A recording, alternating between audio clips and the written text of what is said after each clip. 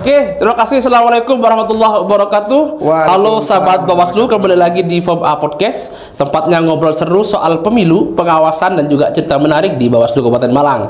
Santai tetapi tetap kritis, karena suara kita penting buat masa depan bangsa. Oke, sahabat Bawaslu semuanya yang ada di Nusantara Indonesia, hari ini kita akan ngobrol bareng di podcast FOM A Podcast bersama dengan Mas Ferik. Mas Ferik ini namanya panjang sebenarnya, cuma kita kalau di Bawaslu kita mengenal dengan Mas Ferik. Oke. Selamat pagi Mas Ferik. Pagi Mas. Sehat Jadir, ya? Masya Allah sehat, alhamdulillah. Siap Mas Ferik. Mungkin ini kita sebelum kita ngobrol lebih lanjut Mas Ferik terkait podcast yang agak serius, mungkin kita juga perlu tahu juga teman-teman FOM A Podcast, dan juga perlu disapa lah oleh Mas Ferik terkait mungkin bisa menyapa teman-teman FOM A Podcast dan juga memperkenalkan diri mungkin Mas Ferik. Baik, halo sahabat Bawaslu, nama saya Ferik, asal saya dari Timur Tengah. Timur Tengah itu Arab loh ya. Beda ya. Asal saya dari Flores Timur, Larantuka, dan saya di sini sebagai salah satu staf Bawaslu Kabupaten Malang yang membidangi divisi pencegahan. Oke, Mas Ferik, ini kita hari ini akan membahas satu hal yang cukup menarik di Bawaslu. Yang mungkin kalau apalagi dia pengawas pemilu itu pasti dia sangat sangat familiar sekali. Apa itu dengan yang namanya pemutahiran daftar pemilih atau mutarlih? Bagaimana kita mengetahui isu-isu yang cukup cukup menarik, apalagi mendekati pemilu. Contohnya ada Mas.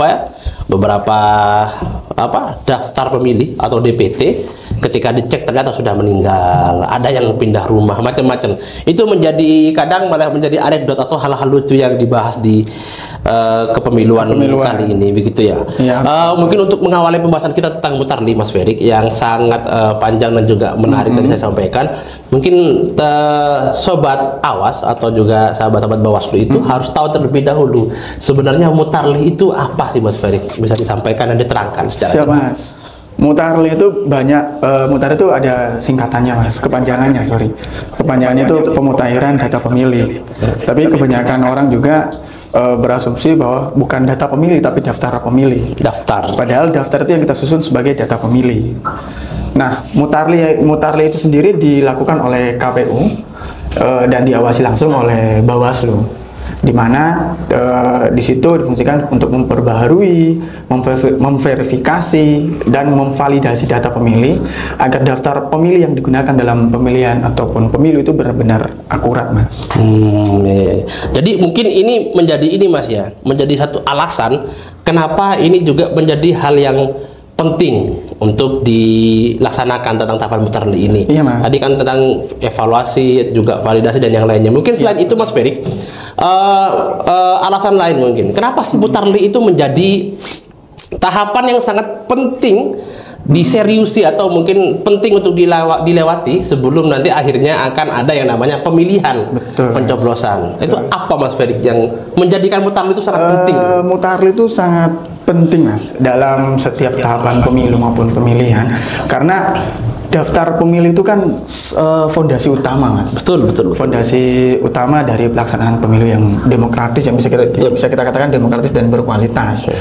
Nah, di mana menjadi sangat penting karena mungkin ada beberapa poin sih Mas. Yang pertama sih mungkin karena kita dapat menjamin hak konstitusi warga negara. Karena kan bisa jadi contohnya seseorang yang sudah berusia 17 tahun tapi dia belum masuk ke DPT. Jika mutarlih itu tidak dilakukan dengan baik, maka orang ini bisa kehilangan hak pilih, Mas. Bisa-bisa gak milih ya? Bisa-bisa gak milih karena dia belum terdaftar di DPT. Yang kedua mungkin karena dengan mutarlih ini dapat menjaga akurasi dan validitas data pemilih. Tanpa mutarlih bisa terjadi satu orang itu terdaftar di dua tempat yang berbeda. Itu yang bisa kita katakan dengan pemilih ganda. Mas Jabir ternyata dapat namanya juga terdapat di Pasuruan misal gitu. Bukan karena nama yang sama Mas ya? Iya. Dan juga mungkin mencegah potensi kecurangan dalam konflik pemilu. Karena dengan Mutarli itu kan potensi manipulasi data pemilih itu bisa diminimalkan dan kepercayaan publik terhadap proses pemilu juga bisa meningkat. Dan juga mungkin yang terakhir bisa menjadi dasar logistik pemilu, Mas. Jadi gitu. Perlu tahu ya Kak. Jadi mungkin logistik ya. Jadi kita perlu tahu berapa surat suara yang harus disediakan. Betul. Nah, mungkin nanti kita pukul rata sediakan berapa, bisa lebih bisa kurang gitu. Iya, betul. Karena bisa menjadi acuan lah, Mas. Gitu. Berarti kan memang peran Bawaslu ini kan walaupun memang tahapan pemutahiran itu kan adanya di KPU, Mas ya. Yang bisa dibilang yang petugas pemutahiran dan lainnya kan semuanya di KPU. Iya. Tetapi kan memang ada peran Bawaslu sebagai pengawas. Iya. Apa sebenarnya peran dan tugas Bawaslu yang secara real ada dalam proses pemutahiran itu, Mas? Sedangkan kan yang memutahirkan kan KPU gitu. Betul. Bawaslu ini ngapain sih? Apa tugasnya Bawaslu ini? Iya, tugas Bawaslu dalam pengawasan Mutarli itu ada beberapa sih, Mas. Ini mungkin yang saya pahami ya, Mas. Itu yang pertama mengawasi seluruh tahapan pemutahiran data pemilih. Di Mutarli itu kan ada beberapa subtahapan, Mas. Jadi semua subtahapan itu wajib diawasi oleh Bawaslu. Yang kedua, melakukan pengawasan langsung di lapangan. Terus yang berikutnya melakukan uji petik dan analisa data pemilih, menerima dan menindaklanjuti laporan hasil pengawasan. Dari pengawasan langsung dan juga uji petik yang dilakukan oleh para pengawas pemilu, kita pastikan akan mendapat laporan hasil pengawasan pemilu yang mana nanti akan kita menjadikan dasar saran perbaikan atau rekomendasi terhadap KPU. Dan juga mungkin yang terakhir, tugas Bawaslu dalam Mutarli ini salah satunya juga melakukan koordinasi dan sosialisasi pengawasan partisipatif, entah itu dengan instansi terkait ataupun juga dengan masyarakat. Jadi kompleks, Mas ya. Kompleks sekali, Mas. Selain memang mengawasi, Bawaslu sebagai pengawas yang tugasnya memang untuk mengontrol jalannya tahapan, itu juga ada juga fungsi-fungsi eksternal sebagai Bawaslu. Jadi selain mengawasi itu juga kita ya Bapak memang sosialisasi tentang pentingnya Mutarli itu juga peran Bawaslu juga dalam hal itu. Selanjutnya Mas Fer, Bawaslu sebagai Bawaslu sebagai kontrol, Bawaslu sebagai pengawas. Berarti kan memang Bawaslu juga bertugas untuk menjaga atau juga memastikan bahwa tahapan Mutarli itu berjalan dengan lancar. Betul, Mas. Apa yang menjadi mungkin problem atau mungkin apa sih tantangan terbesar yang dihadapi oleh Bawaslu sebagai lembaga pengawas pemilu dalam proses pengawasan Mutarli itu sendiri? Apa yang menjadi tantangannya atau problemnya? Tantangan atau hambatan yang sering ditemui di lapangan, Mas ya. Mungkin ada beberapa hal sih, Mas, tapi yang terpenting yang sering kita temui di lapangan itu misalkan di subtahapan coklit, Mas, itu kebanyakan dilakukan pencocokan dan penelitian itu dilakukan di sore hari, Mas. Sore hari. Yang mana itu berpengaruh terhadap laporan dari jajaran pengawas di tingkat PKD maupun pengawas kecamatan. Nah, nantinya akan masuk di kabupaten itu sudah jam 12 malam, Mas. Itu salah satu hambatan dari sekian-sekian hambatan yang pernah saya dapatkan. Gitu, Mas. Jadi kalau pagi mungkin kan kerjanya bisa siang sampai sore kan. Jadi kalau sore pengawasan, kerjanya kabupaten kapan gitu? Iya, betul. Tantangan tersendiri untuk teman-teman di tingkat kabupaten juga. Iya. Tadi Mas Ferik menyampaikan bahwasanya di dalam tahapan Mutarli itu masih ada sub-sub tahapan gitu. Betul, Mas, betul. Ada beberapa tahapan yang itu ketika semua tahapan itu disusun itu adalah tahapan Mutarli. Nah, mungkin Mas Ferik bisa menyampaikan apa saja sub-sub tahapan yang ada dalam tahapan Mutarli itu? Siap. Di dalam Mutarli itu terdiri dari beberapa sub tahapan. Yang pertama tahapan coklit yang dilakukan oleh Pantarli, terus nanti naik lagi menjadi tahapan DPHP, daftar pemilih hasil pemutahiran. Setelah DPHP ditetapkan menjadi DPS, daftar pemilih sementara. Setelah daftar pemilih sementara ditetapkan lagi menjadi daftar pemilih sementara hasil perbaikan. Setelah daftar pemilih sementara hasil perbaikan baru nantinya akan ditetapkan oleh KPU menjadi daftar pemilih tetap. Nah, di berbagai sub tahapan itu sangat menghabiskan waktu dan juga tenaga, Mas. Entah itu dari tim KPU maupun timnya Bawaslu, dari Pantarli, dari PPS, PPK maupun dari PKD, Panwascam dan juga kita yang di Bawaslu Kabupaten Malang itu, Mas. Jadi banyak pengalaman dan juga banyak kejadian-kejadian, banyak hasil pengawasan yang nantinya itu dijadikan bahan rekomendasi dari Bawaslu ke KPU. Yang seperti sudah saya jelaskan tadi bahwa kita juga inginkan data pemilih yang ada di Kabupaten Malang itu benar-benar memang benar-benar valid gitu, Mas. Jadi dari semua sub tahapan itu muaranya nanti akan di DPT, daftar pemilih tetap. Ketika pilkada ditetapkan di 20 September 2024.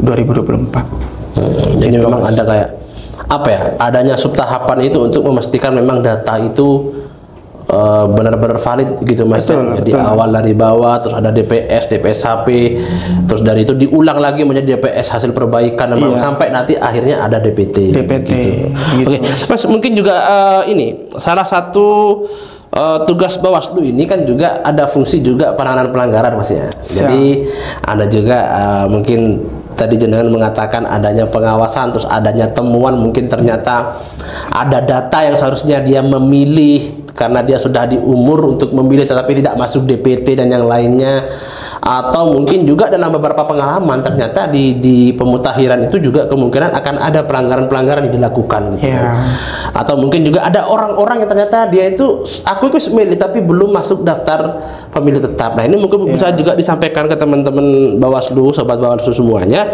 Ya opo, Mas, ketika nanti ternyata ada orang-orang yang itu sebenarnya dia sudah harus memilih tetapi dia belum terdaftar di pemilih dan kayaknya luput dari Bawaslu gitu loh, Mas. Jadi Bawaslunya juga pengawasannya mungkin ketika turun mungkin nggak pas ke dia gitu. Mungkin bagaimana masyarakat itu bisa melaporkan hal-hal yang terkait itu gitu, entah itu pelanggaran ketika mutarli atau ternyata ada keluarganya atau dirinya sendiri yang belum terdaftar di DPT, itu bagaimana, Mas? Ya, Mas, dari berbagai masalah seperti itu kan kita punya dari Bawaslu punya jajaran pengawas, Mas. Kita berbicara ini ketika terjadinya tahapan entah itu pemilu ataupun pilkada, ketika masyarakat menemui hal yang seperti hal yang tadi disampaikan oleh Mas Jabir, teman-teman atau masyarakat bisa langsung menghubungi ke jajaran pengawas kita di tingkat desa maupun kecamatan. Sampaikan saja bahwa semisal ternyata keluarga saya ini ada yang sudah meninggal tapi kok masih masuk dalam DPT. Nah, itu biar nanti ditandai oleh tim-tim pengawas maupun dari tim KPU agar tidak dimasukin ke daftar pemilih tetap selanjutnya. Jadi memang Bawaslu ini dalam mengawasi itu juga perlu partisipasi masyarakat. Jadi ketika memang Bawaslu sudah mengawasi, tapi ternyata masih ada bolong-bolong atau beberapa ruang-ruang yang di situ belum bisa diawasi oleh Bawaslu dan luput dari Bawaslu, tentu Bawaslu membutuhkan partisipasi masyarakat, begitu Mas Ferik ya? Iya, makanya kita sering memberikan sosialisasi pengawasan partisipatif itu, Mas, ke masyarakat. Bahwa bila terjadi hal-hal seperti itu, langsung saja sampaikan ke Bawaslu dan jajarannya, atau bisa langsung menghubungi ke posko aduan masyarakat yang dilakukan oleh Bawaslu. Jadi langsung saja by handphone sudah bisa memberikan masukan ataupun tanggapan terhadap Bawaslu.